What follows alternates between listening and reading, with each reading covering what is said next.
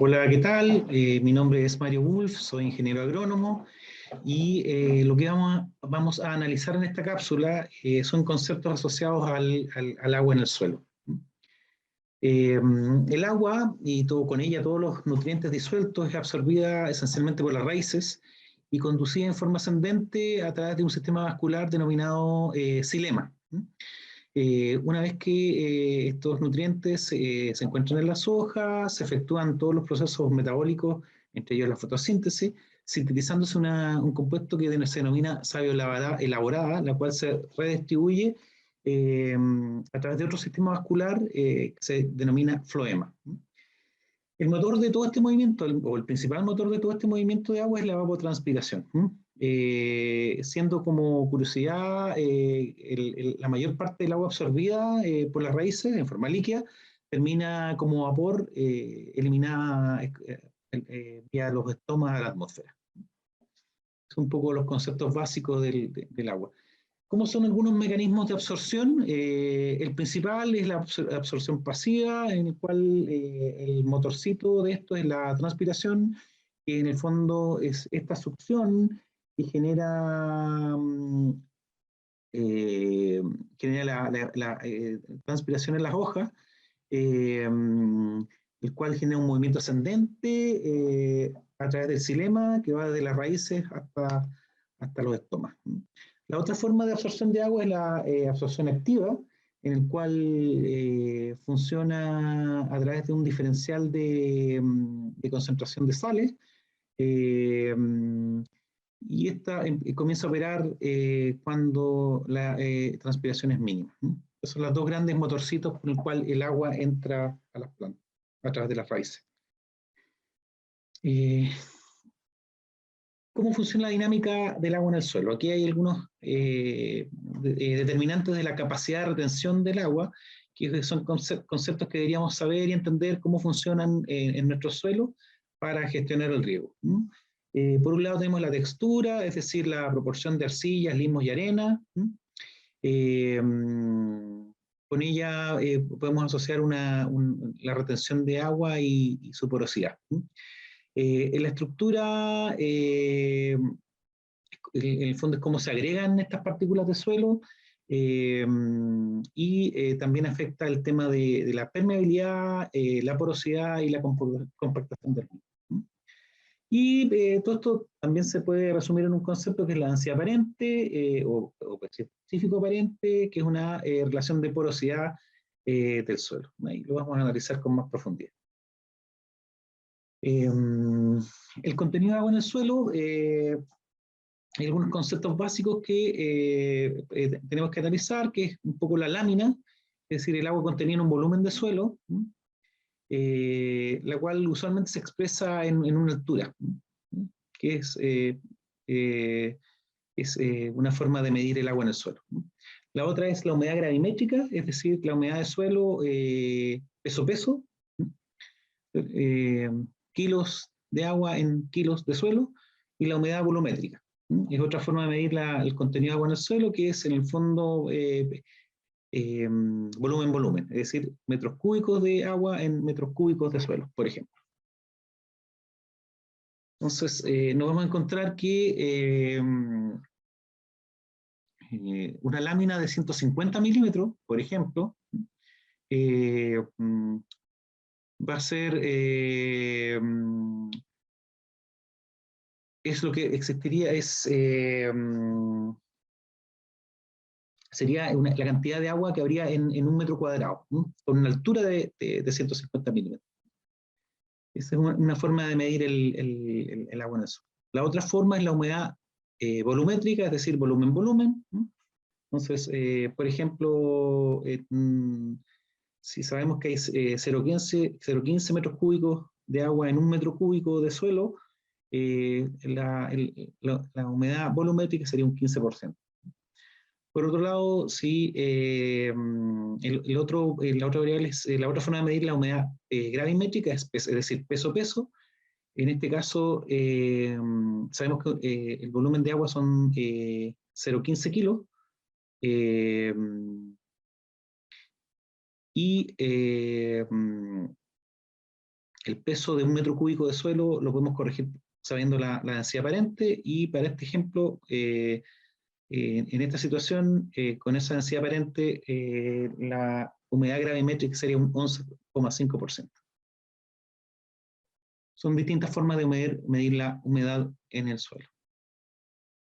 Bueno, otro concepto bien relevante analizar conceptos de riesgo tiene que ver con la curva de comportamiento, curva característica que tienen los suelos, asociado a parámetros físico-hídricos, como son la capacidad de campo, marchitez permanente, y en esencia el suelo es un medio poroso, que es capaz de, en estos poros de almacenar agua, y esta agua puede estar en mayor o menor fuerza retenida a la matriz del suelo.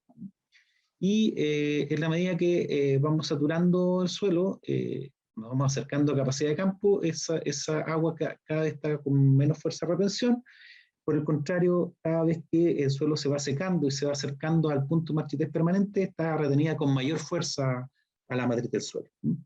Entonces, conocer los parámetros de capacidad de campo y marchitez permanente nos permiten determinar cuánto es el agua disponible para ser absorbida por las plantas. Entonces, también es un concepto súper importante conocer.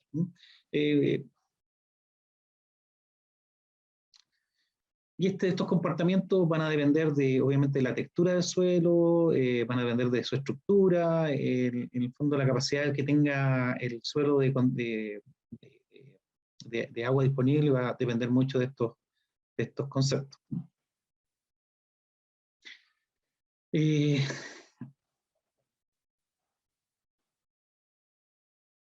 Bueno, la cantidad de agua contenida en el suelo está determinado por, bueno, si todo el agua llena los espacios porosos, vamos a tener un suelo saturado. Este suelo saturado comienza a drenar en algún minuto, y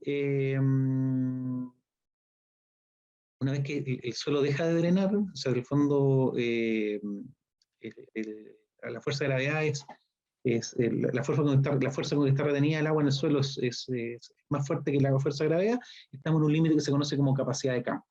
Y esta va a depender, por ejemplo, como referencia en suelos arenosos, va a estar en el 12%, 6%, en el caso de suelos francos, que son usualmente los suelos del sur de Chile, entre 16 y un 18%, y en suelos arcillosos entre 31 y 39%. Por otro lado, si el suelo comienza a secar, vamos a llegar a un punto que se denomina mucho punto de marchitez permanente, en el cual las plantas, las raíces en este caso, son incapaces de extraer agua de la matriz del suelo, y por ende no son capaces de absorber agua. Y usualmente el punto de marchitez permanente en suelos arenosos oscila entre 2 al 6%, en franco entre el 8 y el 12%, y en arcilloso entre el 15 y el 19%. Es decir, en punto de marchitez permanente hay agua disponible, pero, o sea, hay agua en el suelo, pero no está disponible para las plantas. Eso es bien relevante conocer estos conceptos para gestionar bien el riego. Aquí hay un pequeño gráfico a mano izquierda, están un suelo saturado, a medida que se va secando, deja de drenar, estamos en capacidad de campo, y si lo seguimos secando, vamos a llegar a un punto que se denomina punto de marchitez permanente. Y en el gráfico se puede observar a distintos niveles, de distintos tipos de texturas de suelo, que van desde el arenoso hasta arcilloso, el agua disponible, que sería la diferencia entre la línea azul, que es la capacidad de campo, y la línea roja, la punto de marchitez permanente. Lo interesante de esto que se muestra es que en el fondo el agua disponible en suelos arenosos no es muy grande, y usualmente los suelos donde haya mayor agua disponible son los suelos francos. Y, por ejemplo, los suelos arcillosos, la fuerza con que está retenida el agua es bastante fuerte. Entonces se puede ver que el nivel de porcentaje de humedad que es marchitez permanente es relativamente alto, por ejemplo. Bueno, ¿cómo se mide esto? un análisis de suelo, nosotros podemos saber, a través de un ensayo físico-hídrico, conocer los puntos de capacidad de campo, machetez permanente y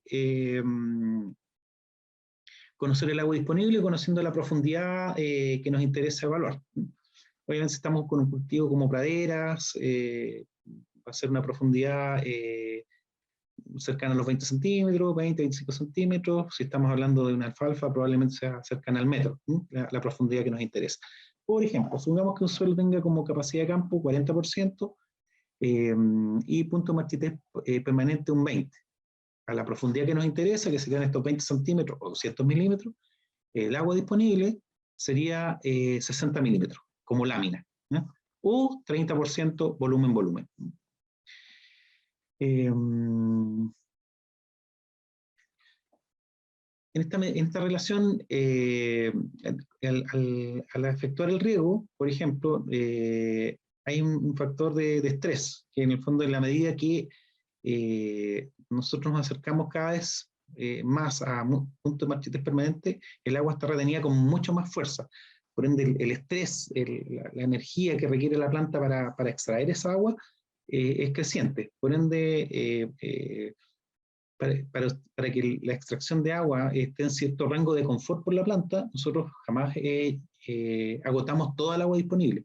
Entonces ocupamos un criterio de riego, usualmente en praderas el 50%, para reponer el riego. Por ejemplo, si volvemos al ejemplo anterior, nosotros lo que vamos a hacer es que una vez que de los 60 milímetros de agua disponible, cuando lleguemos a 30 milímetros, vamos a gatillar el riego. Es decir, no vamos a esperar a agotar hasta llegar a 0 milímetros en el suelo hasta aplicar el riego, sino que vamos a llegar cuando el agua esté a 30 milímetros, vamos a reponer los 30 milímetros para poder regar, para estar en una condición de confort para la planta. Que es un poco lo que se grafica en esta imagen, ¿no? Entonces, en el fondo, nosotros jamás vamos a pasar del 50% de la agua disponible, porque sobre eso lo que va a ocurrir es que en el fondo vamos a empezar a estresar la planta y eso tiene consecuencias productivas, ¿no? Entonces, en la medida que nos mantengamos en este criterio de riego, reponiendo el agua que falta en el perfil del suelo, vamos a tener una muy buena respuesta productiva. Y por otro lado, en esta aplicación de riego, en el fondo jamás debe superar la capacidad de campo, porque va a generar una percolación o escurrimiento probable. Bueno, muchas gracias. Estos serían todos los conceptos que quería entregarles en esta línea.